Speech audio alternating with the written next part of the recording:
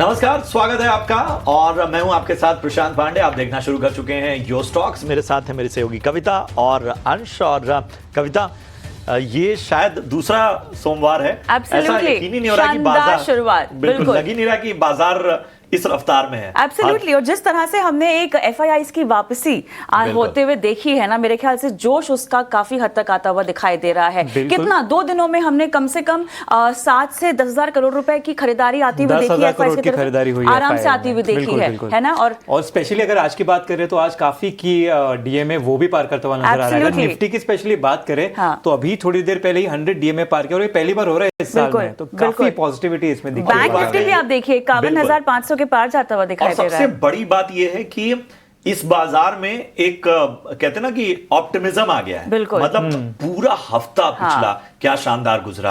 और ऐसा एक्सपर्ट्स भी कह रहे थे कि हो सकता है कि कुछ एक्सपेक्टेड लाइन पे मुनाफा वसूली हो, लेकिन मंडे देखिए क्या शानदार। तो बाजार शानदार है और आपको बेहतर तरीके से हम इस शानदार दमदार बाजार में गाइड भी करेंगे। यो स्टॉक का आपका शो है, तो आप अपने सवाल हम तक सबसे पहले पहुंचाइए। आपको करना कुछ नहीं है, आपके स्क्रीन पर लगातार कुछ तौर तरीके फ्लैश होते रहेंगे जिसके जरिए आप अपना सवाल हम तक पहुंचा सकते हैं।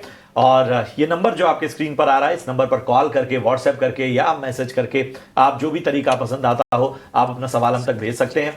यही नहीं, आप सोशल मीडिया पर भी हमें अपना सवाल भेज सकते हैं।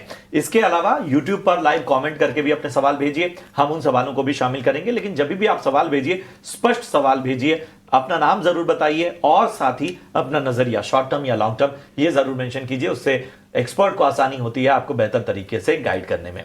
चलिए, इन सबके बीच में बाजार में देखें तो निफ्टी देखिए लगभग 225 अंकों की यहां पर तेजी, 23,550 के ऊपर।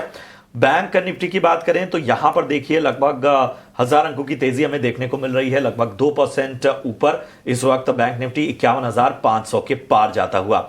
निफ्टी मिड कैप में 1.25% की तेजी हमें देखने को मिल रही है, 52,500 के आसपास। और वहीं अगर हम बात करें निफ्टी स्मॉल कैप की तो यहां पर लगभग 1.5% की तेजी हमें देखने को मिल रही है। आज एफएमसीजी हो, आईटी हो, एनर्जी पॉकेट्स हो, बैंकिंग स्टॉक्स हो, सभी में एक जबरदस्त तेजी हमें देखने को मिल रही है। चलिए, इन सबके बीच में चर्चा के लिए मैं अपने साथ 2 बेहद खास मेहमानों को शामिल करता हूं। हमारे साथ आज यस सिक्योरिटीज के लक्ष्मीकांत शुक्ला साहब जुड़ चुके हैं और एंजल वन से राजेश भोसले जुड़ चुके हैं। आप दोनों का बहुत बहुत स्वागत। राजेश जी, सोमवार जो है उसका कह सकते हैं बाजार की शुभ शुरुआत तो हो चुकी है। बाजार कह सकते हैं कि एकदम फौलादी शुरुआत दे रहे हैं, पकड़े हुए हैं, थामे हुए हैं और यहां से एक नई रफ्तार की ओर आगे बढ़ते हुए। क्या हमें और ज्यादा आशावादी नजरिया रखना चाहिए? यहां से आपको लगता है कि हो सकता है किसी सेशन में मुनाफा वसूली नजर आ सकती हो? जी नमस्कार प्रशांत जी। देखिए, लास्ट वीक से ही मोमेंटम काफी पॉजिटिव हुआ है। Price as well as data wise अगर देखेंगे तो स्ट्रक्चर काफी पॉजिटिव हुआ है। लास्ट वीक हमने निफ्टी के वीकली चार्ट में मारूबुजो कैंडल और एक फॉलिंग चैनल ब्रेकआउट देखने को मिला है। अलॉन्ग विद दैट एफआईएस की भी पोजीशनिंग देखे तो काफी पॉजिटिव चेंज उसमें दिखाई दे रहा है। तो हम एक्सपेक्ट करें निफ्टी यहाँ से 23,800 के लेवल्स, मतलब जो प्रीवियस स्विंग हाई है वो भी रिटेस्ट करते हुए हम देख सकते हैं। बट यहाँ पे ऑलरेडी एक मोमेंटम आ चुका है, तो सलाह ये होगी कि फोमो मतलब फियर ऑफ मिसिंग आउट के डर से भागते हुए बाय नहीं करना है। कोई डिप आता है तो डिप में बाय करते रहना है। प्रीवियस 100 या 89 ये में अगर आप देखें तो 23,350 23,400 के रेंज में है। तो आने वाले दिनों में अगर कोई डिप आता है वहां तक तो वो बाइंग अपॉर्चुनिटी रहेगी।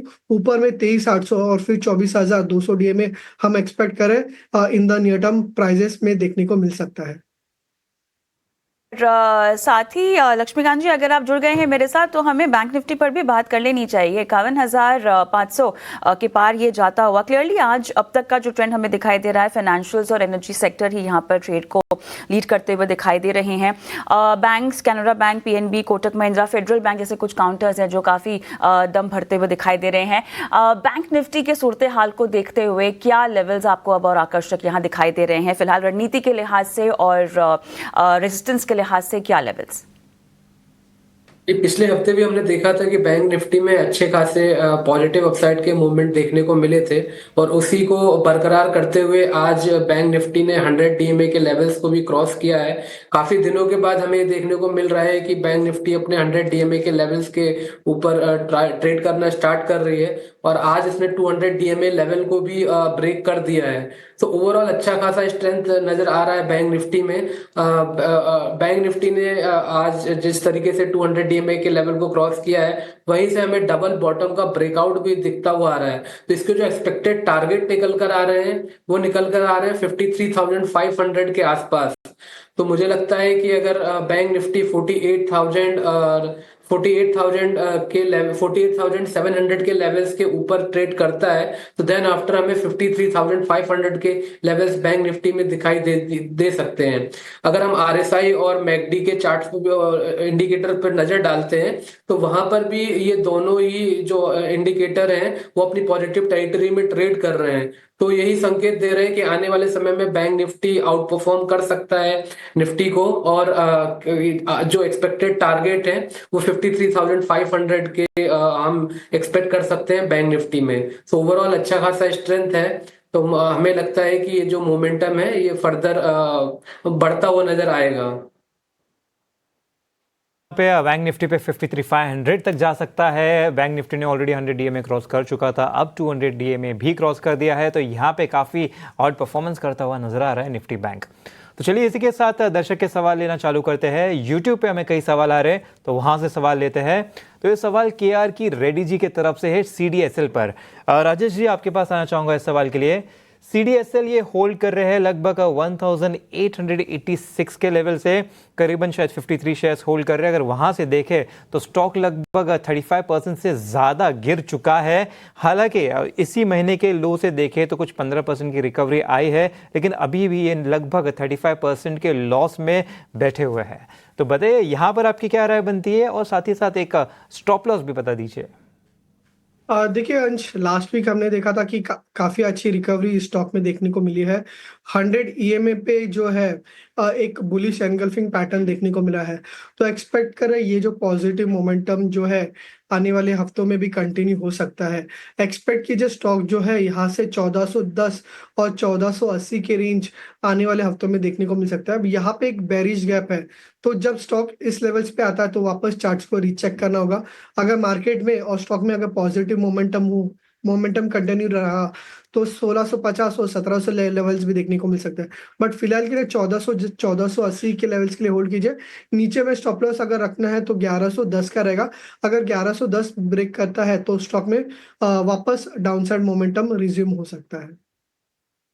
दरअसल एक और स्टॉक है इनका NCC का। NCC का देखे तो ये लगभग 323 के रेट से होल्ड कर रहे हैं। वहाँ से भी ये स्टॉक देखे तो लगभग सेम 35% के लॉस में बैठे हुए हैं।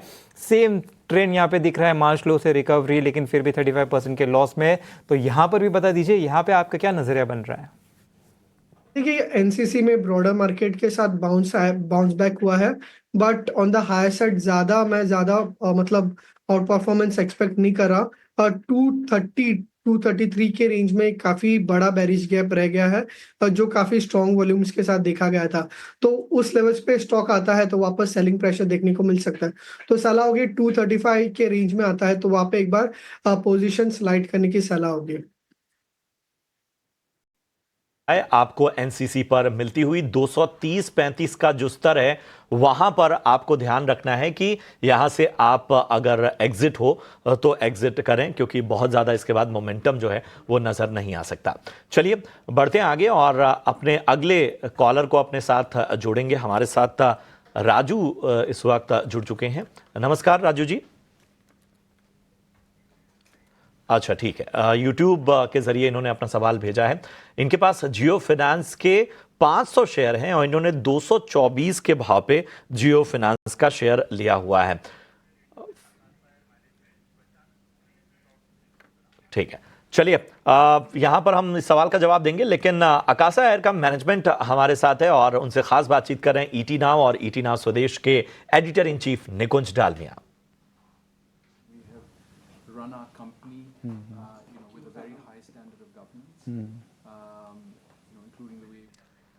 चलिए थोड़े ही पलों में हम पहुंचेंगे और इस बातचीत को आपके सामने रखेंगे और इस सब के बीच में बाजार में जो है वो शानदार इस वक्त रफ्तार जारी है। आप देखिए निफ्टी और बैंक निफ्टी हर तरफ बेहतर नजर आता हुआ। सेंसेक्स में देखिए लगभग 750 अंकों की तेजी हमें देखने को मिल रही है। बैंक निफ्टी में लगभग 1000 अंकों की तेजी हमें इस वक्त देख पा रहे हैं। इसके अलावा निफ्टी में 200 अंकों से ज्यादा की तेजी हमें देखने को मिल रही है। वहीं बात करें अगर हम इस वक्त बाजार के पूरे मूड और माहौल की, तो आप देखिए ऑलमोस्ट हर सेक्टर में अच्छी खरीदारी देखने को मिल रही है और ये खरीदारी बता रही है कि बाजार में जो है वो भरोसा लौटा है। और इस तरह से आप देखिए खासतौर पे जैसे हम आपको बता भी रहे थे कि एनर्जी पॉकेट आज काफ़ी फोकस में रहने वाले हैं, क्योंकि एनर्जी में पूरी तरह से इस वक्त रफ्तार देखने को मिल रही है।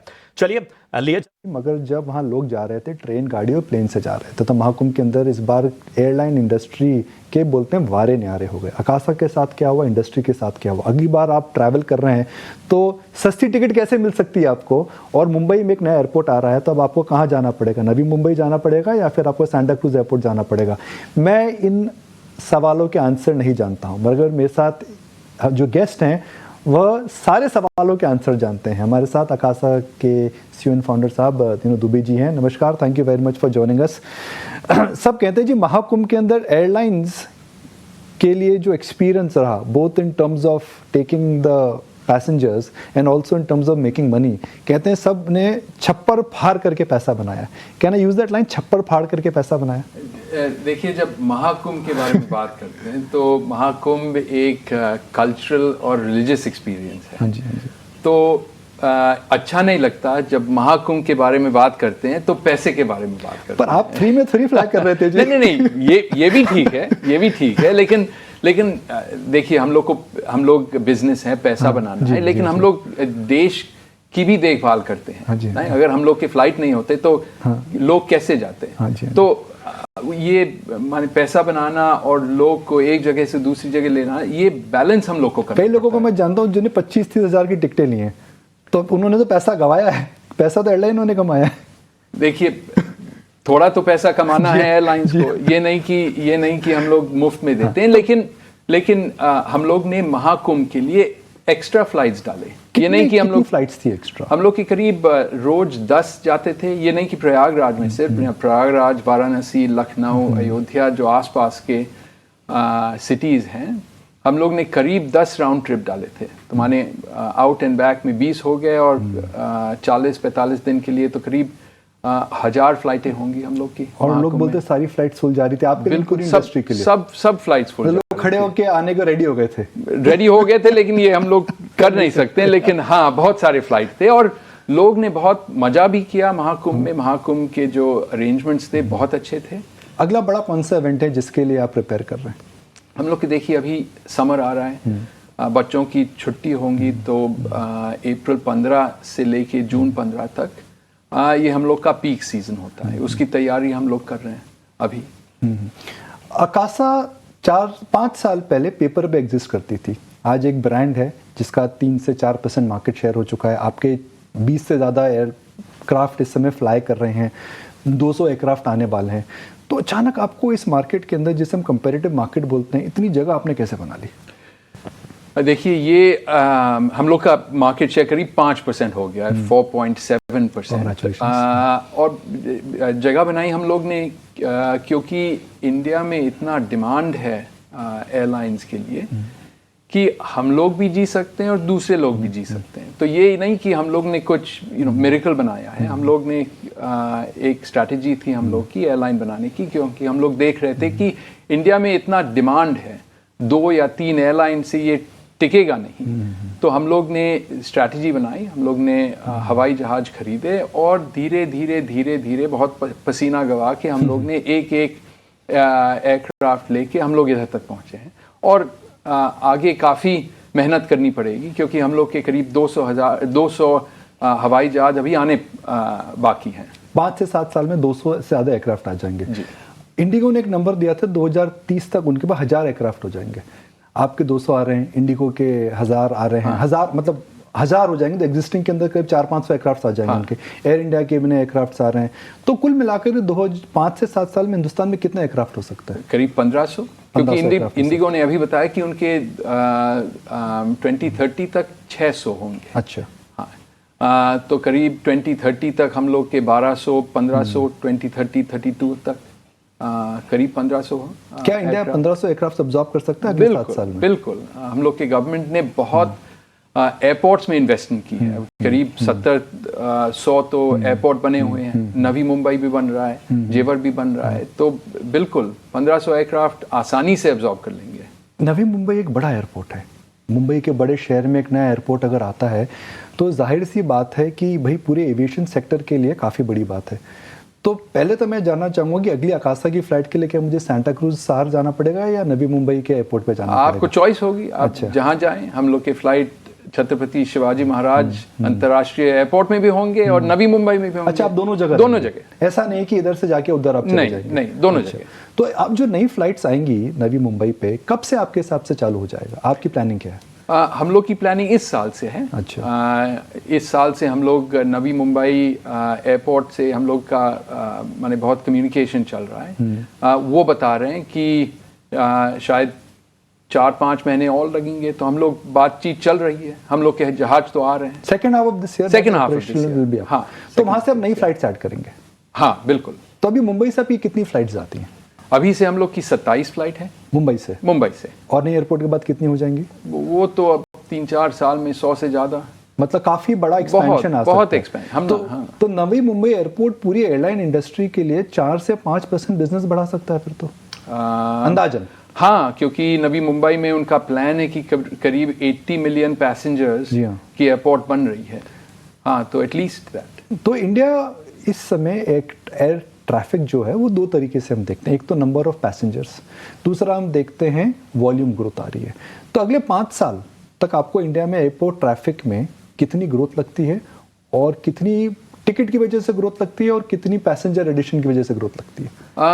ये माने हम इसका अंतर डिवीजन नहीं कर पाएंगे कि ये इस हिसाब से या उस हिसाब से, लेकिन 5 साल में हम लोग की पैसेंजर्स तो डबल हो ही जाएंगे। 5 साल में कितने पैसेंजर्स भी हिंदुस्तान में फ्लाई करते हैं? अभी मैं नंबर जानता नहीं, पैसेंजर का नंबर। एयरक्राफ्ट का नंबर मैं जानता हूँ। कितने जी एयरक्राफ्ट? एयरक्राफ्ट कभी 750 एयरक्राफ्ट होंगे। अच्छा, जो फ्लाई कर रहे हैं 1500 हो जाएंगे 5 साल में। अच्छा, और कमर्शियल और प्राइवेट एयरक्राफ्ट्स में क्या आपको लगता है वहाँ भी ग्रोथ आएगी? कमर्शियल मतलब लॉजिस्टिक्स वाले जो वहाँ भी ग्रोथ आएगी? जैसे कार्गो एयरक्राफ्ट में बहुत बढ़ेगी और प्राइवेट एयरक्राफ्ट भी बढ़ने वाले हैं। सब जानना चाहते हैं भी आकाशा के अंदर एक बड़े फेमस इन्वेस्टर हैं राकेश जुनवाला साहब। आप रिकॉर्ड पे जाकर आपने बोला है कि आपने फंड रेजिंग अभी करी है, काफ़ी मार्की इन्वेस्टर्स आए हैं। तो सब ये जानना चाहते हैं भी इतनी अच्छी सक्सेस स्टोरी है, अब आकाशा में उनको शेयर खरीदने का मौका कब मिलेगा? When will you go public? अभी समय लगेगा। और एक चीज़ मैं बोलना चाहूँगा कि ये जो मार्की इन्वेस्टर्स जो आ रहे हैं, लेकिन झुनझुनवाला फैमिली ने भी और पैसा डाला है। अच्छा। आकाशा में या पैसा डाला माने निवेश करा है, अपनी कमिटमेंट बढ़ाई है। हाँ, कमिटमेंट बढ़ाई है। तुमने पहले निवेश करा था 2021 में, 21 में, और उसके बाद 2025 में 2 बार निवेश करा। बिल्कुल। हाँ, तो वैल्यूएशन तो बढ़ गए होंगे? वैल्यूएशन बढ़ गए होंगे। This is the genius of RJ, I hope. लेकिन अभी रेगुलेटरी अप्रूवल बाकी है और इनिशियल पब्लिक ऑफरिंग अभी समय है। हमें 2 से 4 साल और लगेगा। हमें सब क्यों बोलते हैं कि जो एयरक्राफ्ट की डिमांड ज़्यादा मगर suppliers are not able to provide? Boeing ढीला चल रहा है, एयरबस में मामला ढीला चल रहा है, उसके बीच में टैरिफ की समस्या आ गई है। तो एयरलाइन इंडस्ट्री को ये नए नॉर्मल में क्या फ़र्क पड़ेगा? बिकॉज भाई aircrafts are made either by Airbus or by Boeing. One is French, second is American. How will this tariff or change life? अभी फिलहाल कुछ नहीं बदलने वाला है, क्योंकि दोनों मैन्युफैक्चरर को करीब बहुत महीने के लिए, करीब 1 साल के लिए अपने पार्ट्स तो आ ही गए हैं। अच्छा, तो इमीडिएटली कुछ बदलने नहीं वाला है। उसके बाद मैं नहीं जानता, अभी देखना पड़ेगा कि क्या टैरिफ्स, कैसे टैरिफ्स, कब, कितने साल के लिए टिकेंगे, कितने महीने के लिए टिकेंगे, ये हम नहीं जानते। लेकिन अभी फिलहाल 1, 2, 3, 4, 6 महीने के लिए कुछ नहीं होने वाला है एयरक्राफ्ट प्राइसिंग के लिए। और बोइंग की जो बोइंग अभी आज दिख रहे हैं वो 3-4 महीने पहले की बोइंग और आज की बोइंग में बहुत अंतर है। हम लोग का एक एयरक्राफ्ट जनवरी में आ गया, एक और एयरक्राफ्ट अप्रैल में आ रहा है, एक और मई में आएगा, एक और जून में आएगा, एक और जुलाई में आएगा। तो बोइंग का टर्न अराउंड जो है वो बहुत अच्छी तरह चल रहा है। पूरी इंडस्ट्री के लिए भी हो सकता है, मैं बोल सकता हूँ कि सप्लाई आने लगी अचानक। बिल्कुल अचानक नहीं, माने स्पीड बढ़ गई। हाँ, स्पीड बढ़ गई है। हाँ। तो बोइंग जो पहले साल के 100 एयरक्राफ्ट डिलीवर कर रहा था, आंकड़ा मेरे पास नहीं है, अब वो हो सकता है आने वाले एक साल में 150 से 200 एयरक्राफ्ट डिलीवर करे। साल में तो उससे ज्यादा, क्योंकि महीने में उनकी प्रोडक्शन रेट सिर्फ 737 की 35 और 40 के बीच में होगी। अच्छा। हाँ, और वो बढ़ेगी महीने की। जी हाँ, जी। तो साल में तो बहुत ज्यादा होगी। तो आपके पास जो फ्लीट है, एक यंग फ्लीट है, जवान फ्लीट है, वह कितने बोइंग्स हैं आपके पास और कितने एयरबस है आपके पास? 27 बोइंग है हम लोग की, ऑल बोइंग फ्लीट। और आप एक हमेशा और बोइंग फ्लीट रखेंगे? बिल्कुल। पर एक डिपेंडेंस नहीं है एक सप्लाई पे, कुछ पार्ट मिस हो गया, कुछ मिस हो गया तो एयरक्राफ्ट फिर चलेंगे नहीं। बोइंग 73 मैक्स में देखिए जो प्रॉब्लम हुई थी, हाँ। कितनी बड़ी समस्या हो गई थी एयरलाइंस को। वो समस्या माने एक लाइफ टाइम में मेरी जिंदगी में एक बार आता है। अच्छा। और वो आके चला गया, अब और नहीं आएगा। अच्छा। लेकिन जब एक मैन्युफैक्चरर को बैक करते हैं, अगर वो इतने बड़े मैन्युफैक्चरर एयरबस और बोइंग इतनी सालों की कंपनी चल रही है तो वो ठीक है। ये नहीं कि स्टॉक मार्केट में जाके सब पूरा पैसा एक स्टॉक में डालें, ऐसी प्रॉब्लम नहीं है। क्योंकि ये बहुत बड़े मैन्युफैक्चरर हैं, उनकी रिडंडेंसी होते हैं। अच्छा। बहुत सारे रिडंडेंसी होते हैं, पार्ट्स की सप्लाई गेट्स बेटर और absolutely. I mean there no issues whatsoever in terms of being an all Boeing. Some of the most successful airlines, देखिए आप Ryanair देखते हैं या Southwest देखते हैं, सब Boeing की हैं और वो 30-40 साल से सबसे सक्सेसफुल एयरलाइन है। एयरलाइन सेक्टर के अंदर क्या बड़े चेंजेस हम देख सकते हैं? सब जगह AI आ रही है, सब जगह इनोवेशन आ रही है, सब जगह प्रोडक्टिविटी गेन आ रही है, तो एक पैसेंजर के लिए क्या कम्यूट टाइम कम हो सकता है? क्या ऐसे बड़े चेंजेस आ सकते हैं आने वाले 5 साल में? कम्यूट टाइम कम हो सकता है, क्योंकि अगर आप मान लीजिए मुंबई से आपको दरभंगा जाना है, मुंबई से आपको रांची जाना है, इंदौर जाना है, जैसलमेर जाना है, किसी के पास नॉन स्टॉप होती हैं, किसी फ्लाइट के पास नॉन स्टॉप नहीं होंगी, तो ट्रैवल टाइम कम होगा। क्योंकि जहां नॉन स्टॉप नहीं है और कनेक्शन लेने पड़ते हैं, अगले साल, उसके बाद या 5-7-10 साल में आपको फ्लाइटें आ जाएंगी। तो वो ट्रैवल टाइम। दिल्ली बॉम्बे का समय कम नहीं होगा? छोटी दिल्ली बॉम्बे का समय कम नहीं होगा। आई मीन वो 11,000 की दूरी है, प्लेन की स्पीड अगले 3-4 साल में तो बढ़ने नहीं वाली है। टेक्नोलॉजी वहाँ पे चेंज नहीं हो रही है 3-4 साल में नहीं। अच्छा। उसका और समय लगेगा। अच्छा। कुछ बड़े बुनियादी सवाल, मुझे याद है कि एयरलाइन सेक्टर के अंदर 10 साल पहले भी एक बहुत बड़ा बूम आया था, काफ़ी एयरक्राफ्ट्स आए थे, मगर पायलट्स की शॉर्टेज हो गई थी। अगर आप बात कर रहे हैं आने वाले 5-6-7 साल के अंदर 1500 एयरक्राफ्ट्स होंगे, what about the pilot supply? What about India में पायलट सप्लाई सिर्फ इंडिया के लिए नहीं है। जी। India can supply the world with pilots. हम लोग की इतनी क्वालिफाइड वर्क फोर्स है, इतनी यंग और क्वालिफाइड वर्क फोर्स है कि हम लोग के लिए जो 1500 अगर एयरक्राफ्ट आएंगे 5-7 साल में, उसके लिए बहुत पायलट हैं। और उसके अलावा हम लोग की पायलट 1500 एयरक्राफ्ट के लिए नहीं है, पर लेकिन मिडल ईस्ट में पायलट जाना है, इंडिया से जा सकते हैं। साउथ ईस्ट एशिया में पायलट जाना है, वहाँ जा सकते हैं। तो हम लोग के पास इतनी यंग और क्वालिफाइड वर्क फोर्स है। We have the capability to supply not just India but the rest of the world as well. I'm not worried about that. सिर्फ प्लानिंग की जरूरत है। तो can I say that for next 5 years the Indian airline sector, when I say airline, I'm talking about not just aircraft, I'm talking about MROs, I'm talking about airports, I'm talking about the nuts and the bolts sector. अभी 5 आने वाला 5 साल अच्छा नहीं, बहुत अच्छा रहेगा। बिल्कुल, बहुत अच्छा रहेगा। The golden age of Indian aviation. Competition कम है, नए प्लेयर आने वाले नहीं है, और pricing power right now is with the airlines. But ये भी मैं बोलना चाहता हूँ, जब मैं बोल रहा हूँ कि गोल्डन एज ऑफ एविएशन, ये नहीं कि प्राइसिंग क्रेजी हो जाएंगे। प्राइसिंग भी बहुत कंट्रोल रहेगा। Golden age of aviation includes the traveller, not just the suppliers in the airline companies. and prices will remain very affordable. तो निजी सवाल, मैं जब फ्लाई करता हूँ तो थोड़ा टर्बुलेंस होता है प्लेन में, पायलट साहब और एयरफोर्स हमेशा कहते हैं आप सेफ है, सुरक्षित है, पेटी बांध के रखे, तो ये टर्बुलेंस आजकल बढ़ क्यों गया? देखिए ये टर्बुलेंस था 2 साल पहले, 5 साल, 10, 15 साल. I don't think climate change has changed enough, although I think that's a reality in the future.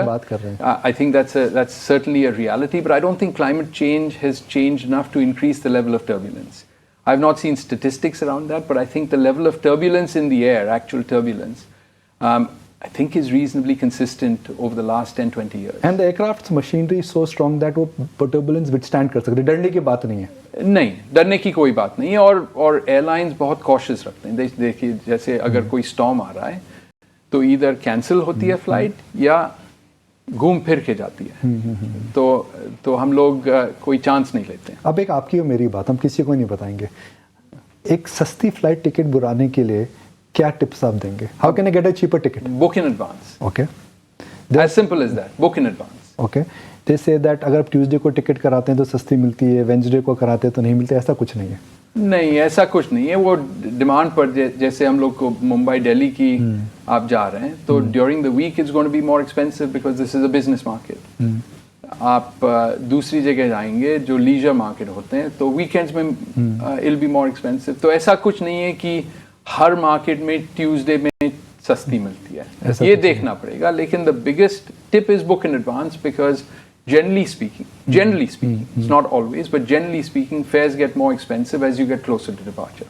Fair point. Really appreciate your time, sir. Thank you very much for joining us, and so nice to have you on ET Now Swadesh. Thank you very much. Thank you.